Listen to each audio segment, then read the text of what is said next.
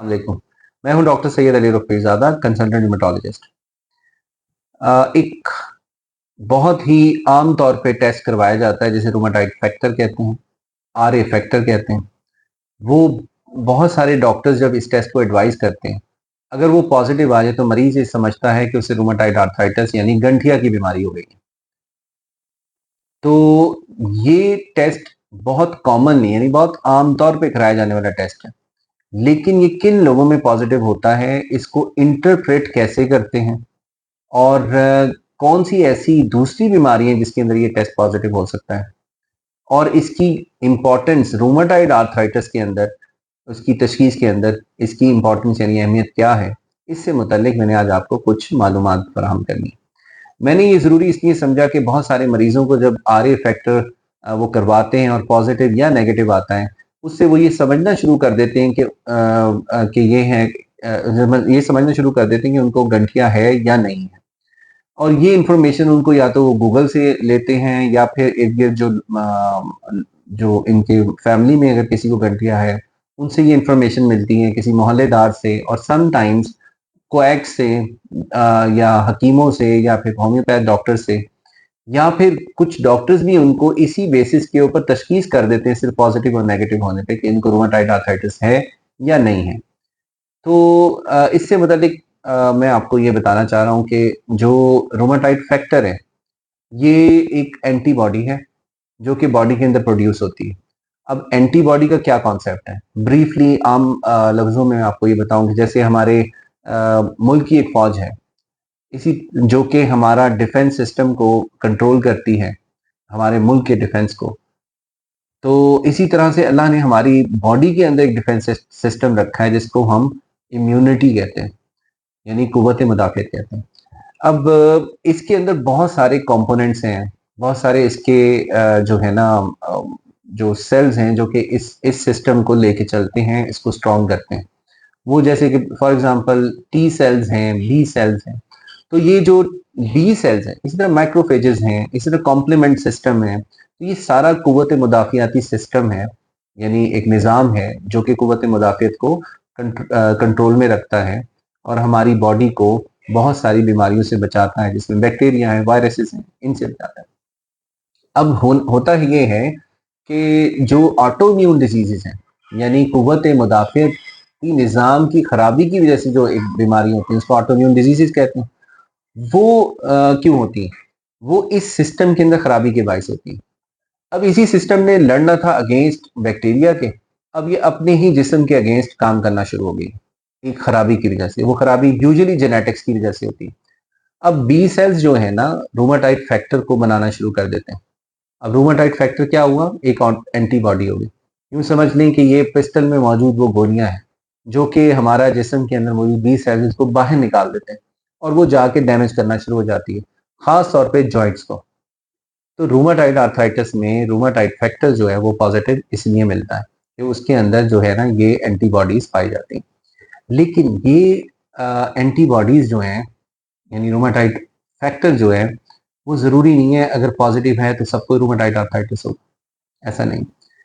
ये आपकी सरप्राइज़ के लिए कि ये नॉर्मल लोगों के अंदर भी पॉजिटिव हो सकता है। ख़ास तौर पे जैसे-जैसे उम्र बढ़ती है, तो जैसे 60 के अराउंड पेशेंट्स पहुँचते हैं, तो तकरीबन 10% लोगों के अंदर रूमेटाइड फैक्टर पॉजिटिव हो सकता है। इसी तरह जिन लोगों के अंदर गंठिया की बीमारी चल रही है, जिस खानदान के अंदर, उनके रिश्तेदारों के अंदर भी ये रूमेटाइड फैक्टर पॉजिटिव मिल सकता है, जबकि उन पेशेंट्स को रूमेटाइड आर्थराइटिस नहीं होता। इसी तरह से कोई क्रॉनिक इन्फेक्शंस है, जैसे ट्यूबरकुलोसिस है, टीबी, किसी को अगर टीबी चल रही है तो उसमें भी रूमेटाइड फैक्टर पॉजिटिव हो सकता है। और बिल्कुल ऐसे ही जैसे किसी खुदा ना खास्ता किसी को मैलिग्नेंसी है, यानी कैंसर का मर्ज़ है, उसमें भी पॉजिटिव हो सकता है, ख़ास तौर पे लिम्फोप्रोलिफरेटिव डिसऑर्डर्स हैं, उसमें पॉजिटिव हो सकता है। इसी तरह हेपेटाइटिस बी और सी, यानी हेपेटाइटिस बी में भी और हेपेटाइटिस सी में भी रूमेटाइड फैक्टर पॉजिटिव मिल सकता है। अच्छा, इसी तरह से क्रायोग्लोबुलिनीमिया वास्कुलाइटिस होता है, क्रायोग्लोबुलिन्स होती हैं बॉडी के अंदर मौजूद, जो जिनके अंदर बहुत हाई टाइटर के अंदर जो है रूमेटाइड फैक्टर पॉजिटिव मिल सकता है।